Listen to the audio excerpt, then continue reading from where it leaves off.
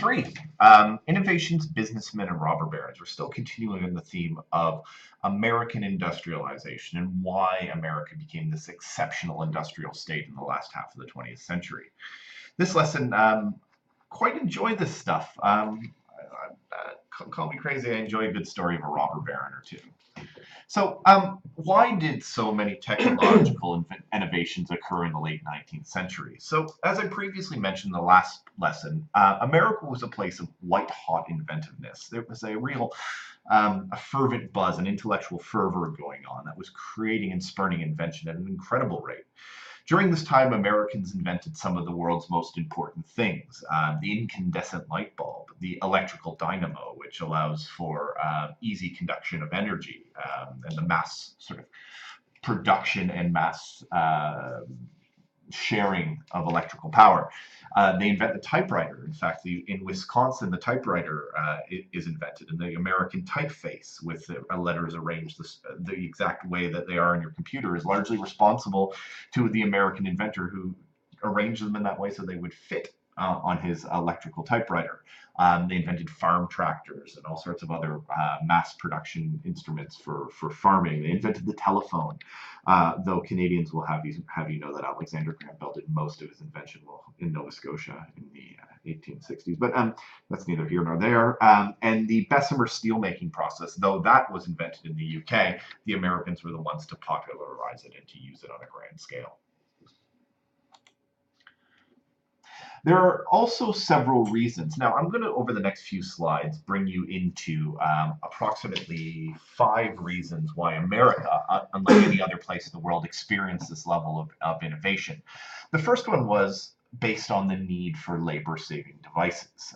Despite the arrival of millions of immigrants, relatively cheap labor, many hands to produce, many organizations still found it hard enough to employ the workers to provide goods and services. And we'll repeat this over and over and over throughout this unit.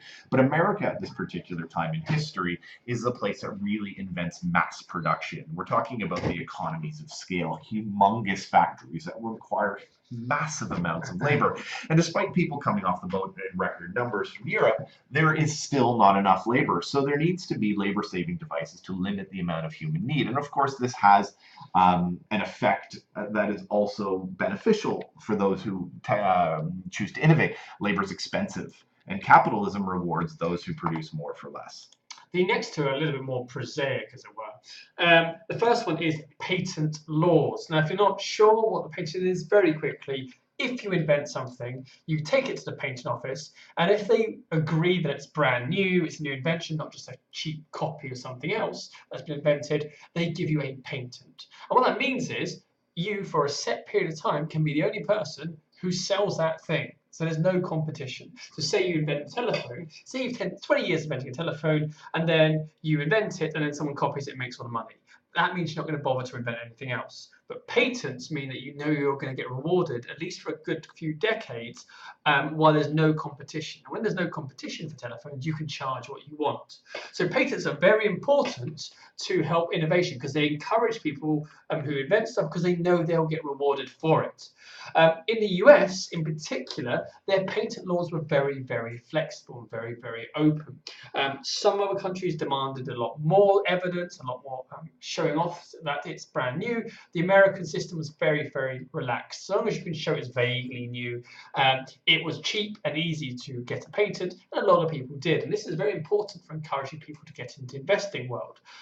Particularly important, and actually today this is seen as a negative thing, but these days it's a good thing. You could patent, say, a telephone, and then invent ever so slightly improvement, so a better recorder or different types of buttons, etc., etc., etc. And because you've changed it slightly, you can get a new patent. So your patent will last for a couple of years, a couple of decades, so let's say 10 years. But after year 8, you change it a little bit, and now you've got another 10 years. And you can keep doing that and keep getting the patent. Now, that might not be good for the consumer because it means there's only one person who keeps on making the same telephone, but it does mean more people are encouraged to invent stuff because they know that this is basically a gravy train of money. All they have to do is keep ever so slightly reinventing the same thing, and then they'll keep it going forever. So, for example, Bell's telephone patent went from 1877 to 1893. Which means that by 93, competitors were trying to make their new one based on Bell's design and then patenting their own thing. So what they were thinking is, okay, Bell's done the basics, but then I'm going to change it to make it a bit better and patent that, so then I can only be the only person who does it that way. So patents really encourage people to go forward. Open education. Basically, education, at least on an elementary level, is free and educates workers. That's vastly important. If you have people who can read and write, if you have people who are educated at a basic level, you have increased the massive amount of people who could potentially become inventors. If 0.1, let's say, percent of people who are educated become inventors, if you educate more people, that's more inventors. Very simple. One thing to link is during the Civil War, one of the acts which was passed by Congress in the absence of the South was essentially a law which expanded the number of universities, gave free land for universities. That's also very important for increasing the amount of technical and more higher educated people in America throughout this period, as we see a far greater range of education provision for those guys, and therefore more inventors from there. Following on from that, there's something specific about American culture. We'll drill down this a little bit later, but American culture and the American spirit is incredibly individualistic. It's innovative and it's enterprising, and there are lots of reasons for it. In particular, defining this and explaining a reason why this grows it's quite a hard thing to quantify. But what we see, probably more than anything else, is people coming to America because they feel that they could fulfill their dreams there, and sometimes that boundless optimism in which people placed in America actually replicates itself. It's sort of self-fulfilling in this respect. And though not uniformly true and hard to quantify, there's something specific about the nature of US culture at this time that was a significant push factor for innovation. Now, just saying, this is not something I'd hang my hat on if I'm arguing this was the most important reason why technological innovations occur in the 19th century, because it is, again, hard to quantify, but there is something to it. And lastly, it is a complex, fast developing country. The country is diverse. It's full of diverse people with different needs. It has diverse geography requiring different challenges for overcoming it. And therefore, it drives an incredible range of diverse needs for innovation at an exceptional rate. Perhaps a bad comparison, but think of where Britain is. They're at the forefront of naval technology. Why? Because we are a small island surrounded by water. The United States is a country of multiple landscapes that drives multiple need for inventions, both in terms of the water, in terms of taming the plains, crossing the Rockies, working through the deserts, working in the colder and warmer temperatures, etc. And this drives innovation at a pretty high rate. So altogether, these add up to become what is known as the second industrial revolution. The first industrial revolution being the 1700s in Britain, more towards the start of the 1800s in America, with the rise of factories. The thing which makes it the second industrial revolution is it's about mass production, as already mentioned. What that means is they don't just have factories, they have factories which pour out tons and tons and tons of goods on a daily basis. Now, for that to happen, for mass production, you need labor-saving devices. You need machines which help you make screw and a bolt much quicker than a person by hand would. Then you can make more stuff. Now, you can argue that by having a machine which screws in a bolt, that means you need fewer people to screw in the same bolt in the Ford factory, meaning that you can fire a lot of people. However, we see when we look at the evidence, actually, because labor-saving devices are there, also more factories get created because it's now cheaper to run a factory, and therefore the amount of employment actually goes up. So in reality, if we're going to characterize this, there's a big argument about whether people gain jobs or lose jobs as a result of this. Personally, I would say actually it's about the same. However, the jobs become poorer paid and more menial and more basic over time, because you go from people who perhaps are a bit more skilled at making stuff to being replaced by machines, and if they're machines, you don't need as skilled people, therefore you don't need to pay them as much. So while the level of employment remains the same, you could say the amount of pay actually decreases over time, plus you're more likely to get fired in this period than before. But you may say on the human side, that's a terrible thing. It's what sure is, but on a massive scale, in reality, this leads to the continued growth of industry. Without this, you don't have industries growing. They would have stopped or at least slowed down massively. Other factors are also important. Now, and a lot of the questions that you get in your exam, how important were technological innovations to industrial growth? You need to consider not only the factor in the question, but other factors that would counter it. Perhaps, best evidence in the 20-mark style question. Here are a few other things to consider. We'll talk about a lot of these in later lessons. Would have to weigh this against the availability of resources, especially financial resources, capital, and the ability of capital to be raised in Wall Street or in failing that in the city of London. There were individualistic entrepreneurial culture of the United States, which ensured competition between inventors and captains of industry, which pushed them forward, gave them incentive to fight, to innovate, to grow. Again, patents, which we talked about earlier, also encourage innovation as they get, they were easy to get, cheap, could be improved upon. And tariff walls, something we'll talk about in great detail in another lesson, will protect developing industries. They'll also provide a large mass market, as America and this ever-developing mass market in the United States is basically insular. These companies have almost free reign to the American market, something that isn't necessarily the case in many of its competitors. Thus, it can be argued more specifically that technological innovations were part of it, but industrial growth developed from a series of factors, one of which was the new technologies of the time. So that's one factor, the rise of innovations and inventors. The other factor is the role of entrepreneurs and what are known as the robber barons. Now, the difference between an inventor and entrepreneur, really, if you want to think about it, is an inventor invents a thing, may make money off it, but they're not known for being a businessman. The entrepreneurs are usually people who have taken someone else's idea, or at least not done something original, but are very good at business. There are some people like Thomas Edison who do both, but in reality, he was even more of a businessman than he was an entrepreneur. So we're going to give you a couple of case studies, and this will hopefully give you a sense of what these people are about and what made them successful. So the first one? Well, just to follow on that point, you can also use these case studies when applying them to your exam question as examples of people who spur on industry. So if we're talking about why did industry grow in a particular area like the railroad, you may want to drop the name of Cornelius and Vanderbilt, where the question happens to be steel. You might want to talk about the man I'm about to go on about, Andrew Carnegie. Now, Carnegie is a man who really lived by two philosophies. He says that he's the man who dies rich, dies disgraced, and to give with warm hands. Andrew Carnegie becomes one of the richest men in the world and gives most of his fortune away. Steel made him one of the richest men in the world. He was an iron dealer before the Civil War and in fact made quite a lot of money selling iron, which was used in the production of muskets and bullets and things like that.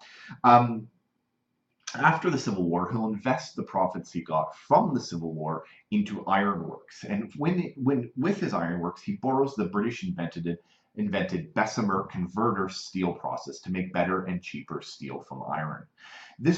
He was really the first person in the world to bring together the processes of steel making. In Britain, steel was made by having three different factories apart from each other, put all of their stuff together to form steel.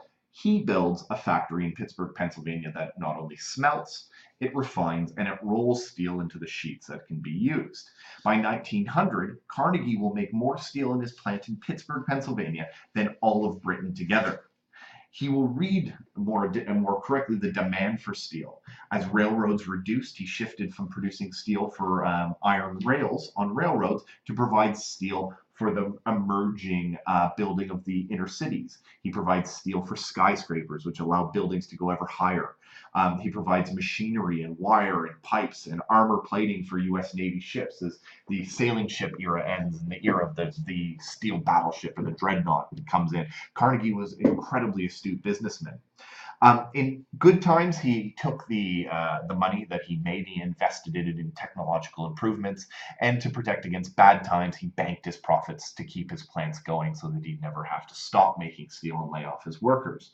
He was a self-made man, and I'm not going to make Carnegie into the biggest hero, but he's better than most, who gave wildly through philanthropy, or was a philanthropist, I should say. But his philanthropy was centered around those willing to help themselves, and he gave generously to universities, libraries, and concert halls, many of which bear his name: Carnegie Hall in New York, Carnegie Mellon University in Pennsylvania. Very good foreign affairs sort of thing. Carnegie as well. Yeah, loads and loads of stuff. And where they invented the internet, interestingly enough. But anyhow, all that said, um, some people criticized him for giving away too much, but on the other hand, he did obtain his wealth at the expense of others. He paid incredibly low wages to the people who worked for them. He demanded long hours. He crushed union organization drives, often brutally and with the help of strike breakers, killing and maiming a lot of his workers who dared strike for better working conditions and wages.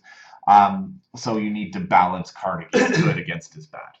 So the next guy I would say fits into even more of the sort of evil sort of robber baron mold, as it were. This is Rockefeller. Now Rockefeller didn't invent anything, didn't really do anything that innovative as an inventor, but he was a classic businessman. And his real skill was to basically destroy competition, avoid competition. As soon as you've got no competition, you can charge whatever you damn want. He is about monopolies. That means when you have complete control or most control of an industry, which then you can use to say, demand whatever you want. So his money is in oil.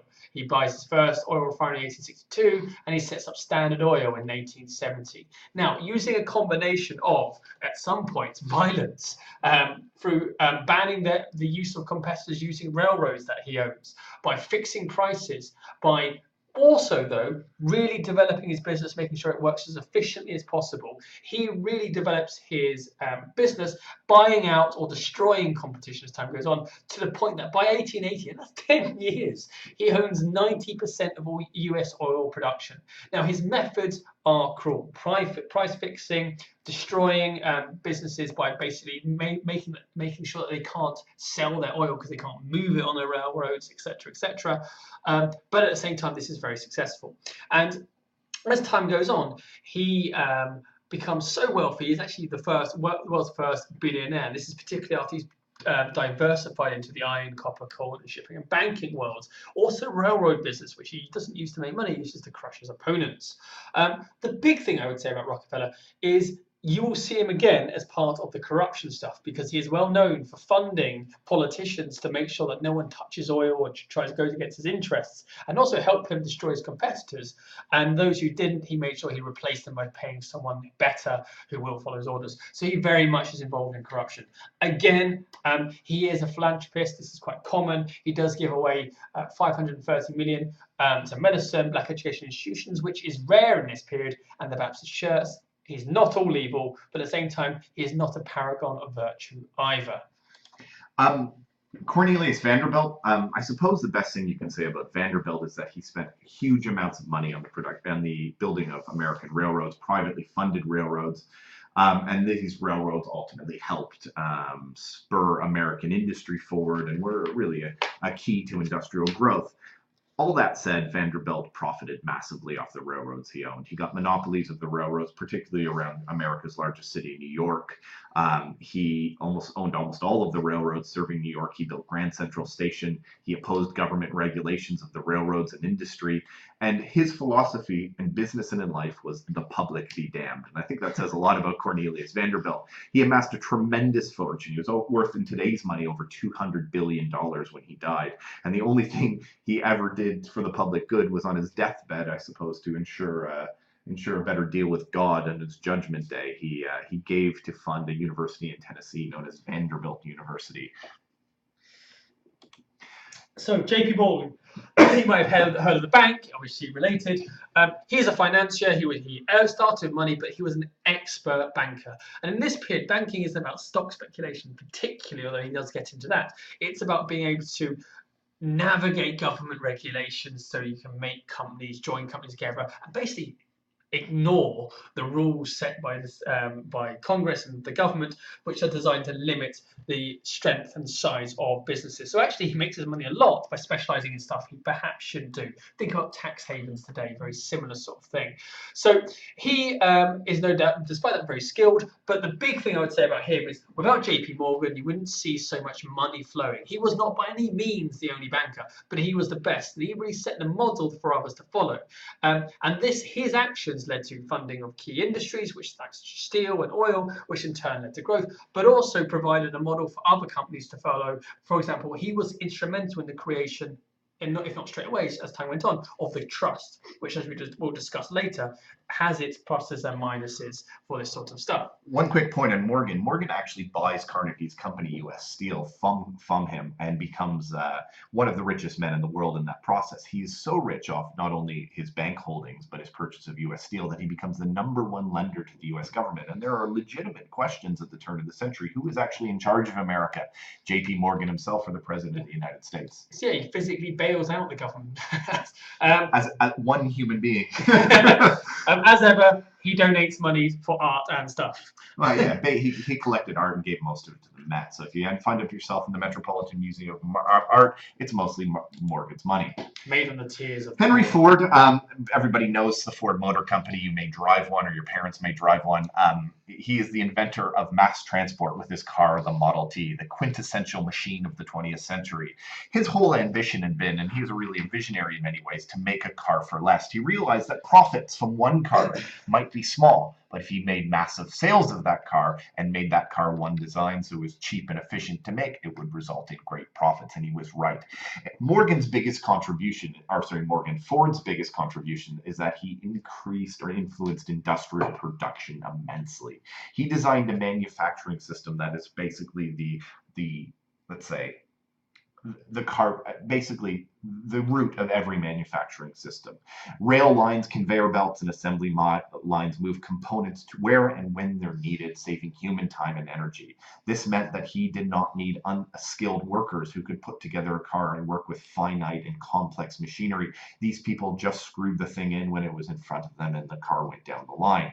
The demand for standardization of components, i.e., every car had the same type of tire, every car had the same type of steering wheel, every car had the same type of transmission, meant that he could make things in mass quantities. And the manufacturing process became probably as efficient and as effective as it ever had been in the Ford Motor Company. So here are some facts. Instead of producing one car every 12 hours, which was the norm, in 1924, cars coming off the assembly line were happening every 24 seconds. By 1918, half of the world's cars were Model Ts, which speaks to the success of Henry Ford, who himself became an incredibly rich man, and yet another example of a self-made billionaire. So the last one is under the category of inventors, but I personally would say he's more of a businessman. There's a whole sort of meme world on the internet about how Tesla was the true inventor and Thomas Edison was a hack. But essentially, Thomas Edison did invent stuff, but his real skill was about his ability to sell it, his ability to market it to people, and his ability to make it profitable.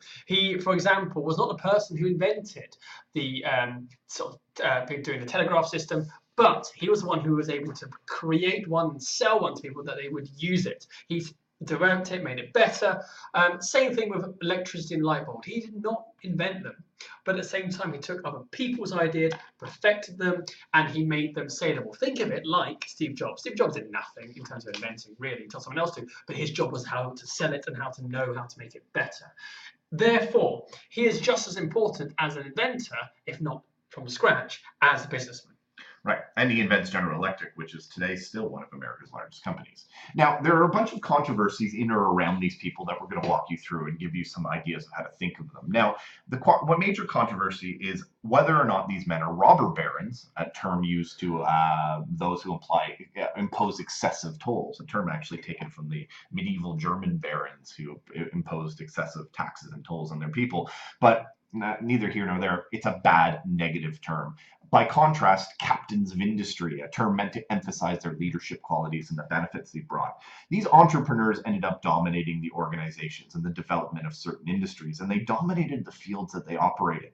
Rockefeller would develop the idea of a trust, whereby companies acquired the main company and the company could be held in trust. So what appeared to be independent companies were actually controlled and regulated by a central group of trustees. In this way, for instance, Standard Oil controlled through trust 77 oil companies and therefore had an effective monopoly over the supply and price of oil throughout the United States. These quote-unquote barons also will develop things like vertical integrations, which would ensure that they, quote, pay no one a profit. Famously, another famous quote by Rockefeller, i.e., they basically tried to keep all of the money centralized, which I suppose in some eyes would make them robber barons. Now, let's weigh this up a little bit. So what are the arguments for them being robber barons? Number one, The methods they used to acquire rival companies left much to be desired morally, and we'll expand on this further when we look at trusts and corporations and monopolies. The monopolies that they did have allowed for exploitation of consumers and workers. Their ability to control prices and wages ensured that no one ever paid the market price for oil or steel. They paid an inflated rate, which increased their overall wealth. Trade unionists, people who represented the workers, felt it was harder to protect their interests when there was a growing distance between the managers and the worker and an imbalance of power, i.e., if all of the power is concentrated in one individual, what excuse or what need does he have to work with the workers? He can just exploit whoever it is. Small scale businesses suffered dramatically from these huge captains of industry. They were threatened by their richer rivals. The richer rivals could strike better deals with suppliers to get cheaper raw materials, for instance, or to get cheaper transit. They had greater purchasing power. Farmers suffered. Farmers were charged more than large companies to ship on the rails. So you grow potatoes somewhere in the United States, to ship the 2 tons of potatoes to Boston from Nebraska would cost way more than to ship exact same weight, exact same volume of steel from, let's say, Nebraska to Boston, because of course the steel would be owned by a large multinational or a large corporation. We'll say multinational, a large corporation which could negotiate a better deal than just Joe Scoggs, the farmer. Many felt effectively that these people threatened democracy. Ironically, for a lot, these people had used democracy and the opportunities that the United States provided for upward mobility. And now, once they controlled those markets, they started to ruthlessly drive out competition, take control for themselves, and prevent people from having a similar chance for upward mobility. Now, there is an argument that they were actually good, although as you can see, it's fewer. The first one, and this is a pretty legitimate one, is by having one big company who the person in charge knows what they're doing, you have a steady supply. You don't have people sort of making stuff and then companies going out of business or messing something up, and therefore the supply of oil goes up and down and up. You have one grown-up running 90% of the oil is going to run pretty much at an even level. And if the oil runs at even level, the price stays at an even level. If there's a shortage of oil, then the price goes up and down, etc. If you are a business that relies on oil, same thing for steel, same thing, etc., and you know the price is going to be it might be high, but set level, you can budget for that. Related to that, most businesses in America did not make oil, steel, etc. They made stuff with the oil, the steel, using the electricity, using the railroads. So these big captains of industry are basically creating a market, a mass market for this stuff, which is essential for everything else in America. You cannot make cars, you cannot make weapons, you cannot make clothes with the power, the steel, the oil available from these captains of industry. So in reality, these guys have an effect because they are producing primary goods which are used to make other things. They help the whole market, and without them you just wouldn't have it. The other argument is a little bit more political, I'd say. Basically, the argument is they are not robber barons. They are simply the best people who show that they're the best because they were naturally selected by sort of the Darwinist competition of business to the top. And this was an idea quite prevalent at the time. Absolutely right. And so in reality, they're in that position and those methods there because they are the best. Now, Carnegie in particular says that if this is the case, at the same time, you also need to be philanthropic. But as you've seen, some people give more than others, and some believe that more than others. Carnegie, I would say, though, is probably one of the ones who probably did genuinely believe at some point, even if he was ruthless to his workers, that there should be something towards the public good. Lastly, the historiography, and the last point I'm going to make. Some of the left-wing writers, like Ida Tarbell, who writes a critical account in the early 20th century of the history of Standard Oil, particularly taking aim at J.D. Rockefeller, basically says that these people were robber barons, and the term commonly and the common acceptance of these individuals as robber barons really springs from those people, those left-wing writers who feel that they were just exploitative of the workers. On the other hand, and more recently, some more right-wing historians have tended to view them as successful market entrepreneurs. Their actions benefited the ordinary people as well as themselves. They point to things like Carnegie's donations or the actions of the Rockefeller Foundation, which still operates and donates quite widely today. Ultimately, this argument centers around the exploitative nature of their economic work versus the beneficial nature of their social work. And this is a really, really good exam question. and something you're going to have to really figure out and come to grips with as you approach this topic in the run-up to exam. So if we're going to summarize very quickly, then what do they do to help businesses? What do they help to do towards industrialization, which is a question they could well ask. Well, they are creating the primary goods, they are leading philanthropy at the same time by destroying competition, by rising prices, by having a monopoly, and by being bad for their employees. They're not perhaps acting necessarily kindly and like paradons of virtue.